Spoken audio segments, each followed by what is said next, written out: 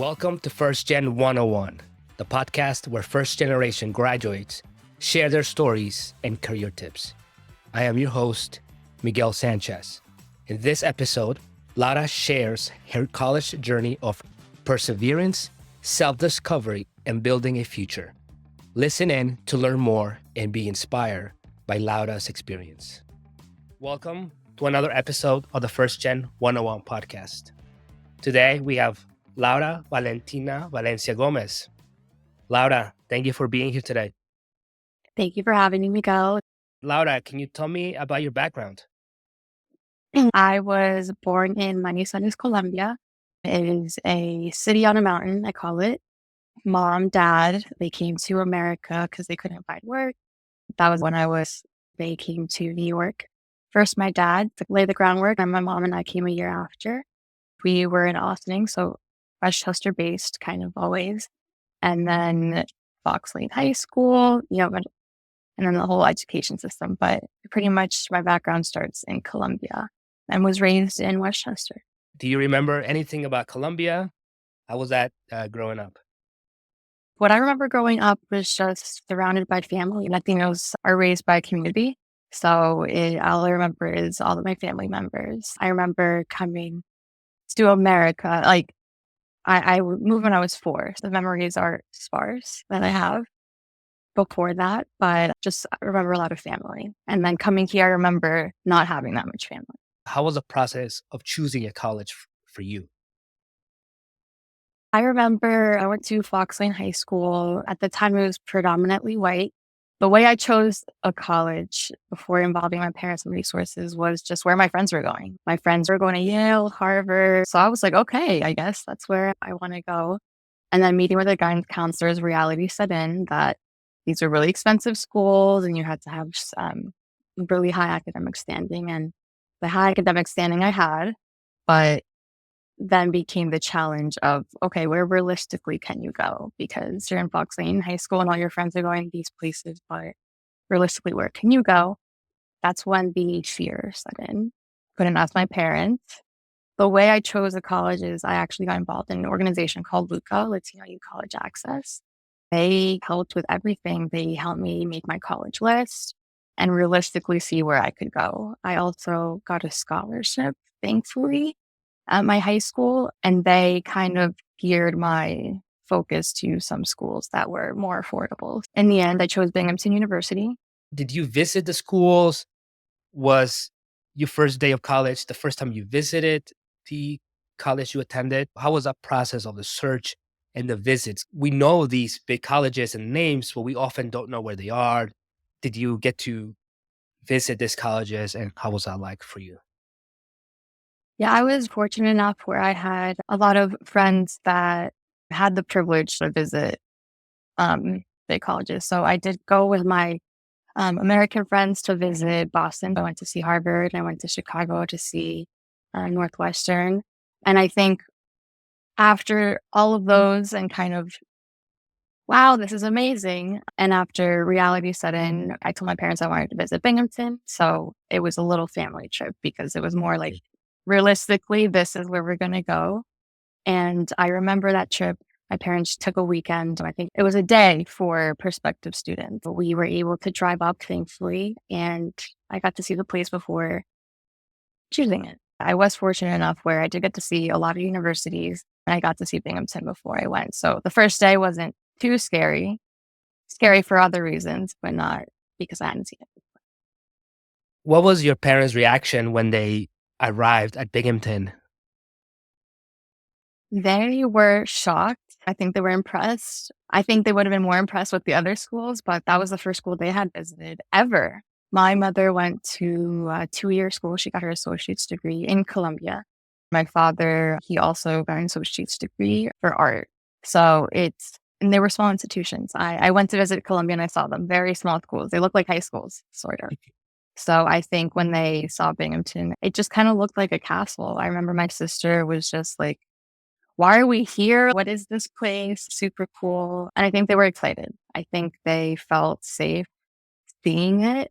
And I think they felt that it was everything they wanted for their daughter, the sense I got. So You're now at your first semester in college. What were some of the biggest challenges you encountered as a first generation student? The biggest challenges that I encountered, I think, was just the sense of imposter syndrome was a big one. Every student I met, like my roommates, really felt like they belonged and they had a clear career path. I felt very alone in that, where like all I know was that I need to graduate college. After that, I have zero goals. My parents have pushed finish college and okay, that's what my focus is. So it was eye opening. I got to meet a lot of people and hear a lot of stories and I love talking to people. So that's great. However, the more stories, the more ideas and the more I wanted to figure out what I wanted to do. And I will say I went in pre-med. So first semester, I was very excited with all the pre-med students. That first semester was okay because the adjustment, I was adjusting. When you're distracted, it's okay. I think it started to settle in after a couple months. How did you overcome that separation of being away from home in addition to the challenges of this imposter syndrome? I called my mom a lot. She was someone I called to when I was crying, when I got a good grade, when anything big happened. She was just someone I kept in contact with. I felt really bad for my dad and sister. I think I kind of avoided them in a way, if that makes sense. Thanksgiving was kind of weird because no one was mad at me. They were happy to see me. My dad and sister were not mad that they hadn't heard from me. My mom was telling them everything. So that separation was incredibly difficult because there's so many questions. It's a new normal for you and your family, and it's an adjustment period. I just really held on to my mom through the phone and was very thankful when I saw them for Thanksgiving. It was like running, driving, rushing home. One of the things I've noticed about successful students like yourself is the role of mentors in their life. How did you find mentors through the college process, and how were some of the ways that they helped you? I think the best mentors come naturally. Not saying that if you seek them, they won't be amazing. Mine came naturally. I had an amazing academic advisor who mentored me in picking my major. I think that is some people take lightly sometimes. Picking a major can be light because you can do anything with any major. However, just having someone to kind of guide you, and I sort of went through like 4 different majors. So he would meet with me, ask if this is truly what I wanted, what I saw, what I would get out of these courses that I was choosing, what I truly wanted. So he came very naturally and he just kind of guided me. He's someone that I'll always remember, but not someone that I talk to frequently. Another natural mentor that I was able to work with was a Peace Corps recruiter. I was a Peace Corps ambassador in college. And this recruiter, I was the only ambassador. So for the first year, he came from a military background. So he was very strict. And I think me as a very small Latino girl, it was very aggressive. But he taught me how to deal with very difficult people. He taught me how to lead a presentation, how to go into different classes with strangers and ask if anyone is interested in the Peace Corps because it's so great, even though I've never been in it. So sales, selling something that you don't even fully know. He was great. He wrote me recommendations. These are natural mentors that I know I can talk to whenever I need to. They really shaped me. And just thankfully, they came at the right time. I wasn't even seeking them, but they kind of pushed me and taught me. Honestly, I'm here because of them. Terrific. And for those listening and wondering, what is the Peace Corps? Can you tell us briefly what do they do, and what type of work you did as an ambassador? Yes. So the Peace Corps, it's a government agency. It was created like back in the 90s, and it was just an initiative to have Americans help foreign countries. So what the Peace Corps is when you sign up is it's a 2-year contract where you select the focus you want. For example, I applied to do youth development. So that was like the section that I wanted to be in. And then you choose a country. Any country, they have a list of countries and exactly what they need. And you're there for 2 years with the host family and do your work. You're representing America, but you're really in the nitty gritty. You're in it. And similarly, I don't know if people have heard AmeriCorps, which is in America, and that's teachers. So it's Americans who just want to teach for a year. And it's just kind of like giving back. As the ambassador, it was promoting that. I would meet with this recruiter a couple of times and he would hand me the pamphlets. I would go around clubs and classes and hand out pamphlets, kind of get interest. I would host info sessions with the recruiter. I'm very proud that I learned marketing and communication. It was good. Before we talk about getting your first job and the work that you do now, how do you think completing your undergrad degree transformed your life? I think I would say it was the first biggest achievement I've ever made. It transformed me and I did it. It was really difficult. I think for anyone, college is very difficult. It's fun, but it's also incredibly taxing, emotionally draining, all those things. Um, so I'm very grateful for that time. I feel like I learned so much during that time. I'm different because of everything I learned. It changes you. It's 4 years. You meet the people that you're going to talk to the rest of your life. It's very transformative and everything changes, hopefully, right? How was the process of getting your first job out of college? I went the AmeriCorps route. If you have resources, if you have those connections, it makes it a lot easier. My mentor from the Peace Corps recruiter, I unfortunately was not able to do the Peace Corps for other reasons. He told me about AmeriCorps, and that's what I wanted to do. It was an easy application. I was heading to Newark, New Jersey to a charter school to be an ELA tutor. I just wanted something quick. I knew everyone was getting jobs. Everyone was leaving. I knew there was going to be no more college. I didn't want to move back home again. Like, yes, I wanted to see my family, but I've been living away for 4 years. So getting that job was very exciting, nerve-wracking, and making that decision and move. And for everyone listening, we will have links to the AmeriCorps and Peace Corps in the show notes so you can learn more if you're interested in perhaps pursuing a career with them. What are some of the challenges first gen students face as they start their careers? Do you think it's the networking? Do you think it's the self confidence? What are some challenges first gen students face? Think you nailed it. And I think I'll speak a little bit about them both. The networking, it's just very strange to leave college and go into the workforce and just people know each other. They know how to talk to each other. Um, and you ask them, where'd you learn this? And oh, I did an internship. At that point, I hadn't done any internships. The lack of networking led to self-confidence, self-esteem issues. Do I really belong? Did I really study the right thing? Am I actually prepared to do this? Everyone looks kind of older, like everyone looks kind of more prepared. So all those feelings kind of came in. And then the responsibility, I think a big thing that came was the weight of the responsibility of being the first person in your family to actually have a job.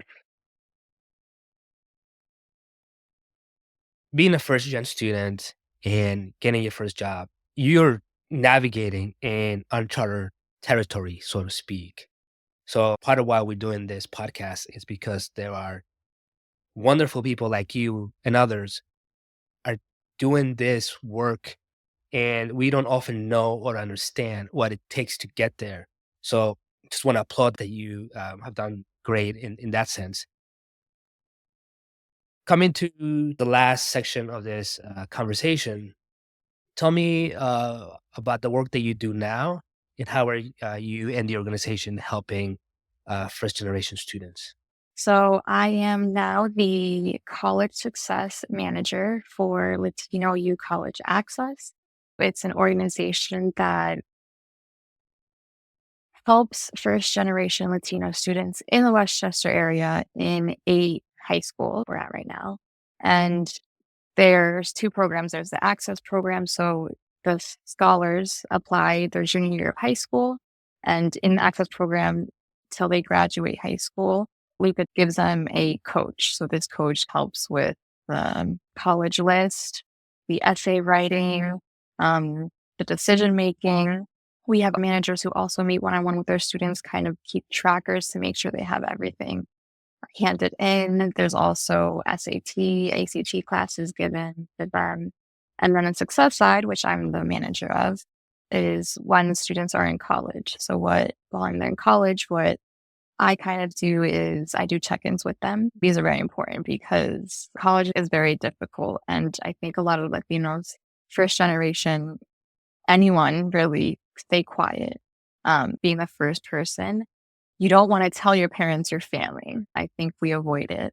I think that it's very important to have an organization who checks in on you, honestly. So I do these check-ins and then we work on career readiness workshops to get them ready, like resume building, LinkedIn building, interview skills, stuff like that. They're part of the alumni network once they graduate college. So we say LUCA is kind of for life. TOU is a huge family, and we just support first generation Latino students to not just get to college, but finish and then succeed after. I think helping first generation students get to college is the first step, but doing that follow up, it's an equally important step. It's important to have them in college, but as you said, who's checking in with them? And there are challenges, hardships that students may not be comfortable sharing with even their parents or other people, but having someone who checks on them, it's really critical. So again, I applaud LUCA and its work, and we will have a link to their website on the show notes. Check it out and please support it. It is a not-for-profit organization. Whoever's listening, make sure you support the work that LUCA is doing. And to end, I want to ask you, what do you wish you had known as a first generation student, what you know now? For what I know now, I wish I had known that it's okay to not know. It's okay that everyone else around you kind of knows. I promise you, things will change. Life happens. I just wish I had known that I could have talked to my parents a little bit more, been more honest. I was shocked when they weren't mad at me. I think a lot of first-gen students will be shocked that their families just miss you. They just want to hear from you. I think I also wish I had known about more resources. I didn't get to do an internship. Mm. I was just struggling with classes and social life and balancing family life. When summer hit, I did not want to do an internship. I wanted to see my friends and see my family and spend time with them. I think just knowing that it's okay not to know, but then also you don't know what you don't. So learn, be connected. Laura, thank you for speaking with me today. Thank you, Miguel, for having me. It was a pleasure. I enjoyed it. Thanks for listening. If you enjoyed the episode, subscribe to this podcast and share it with a friend. Until next time.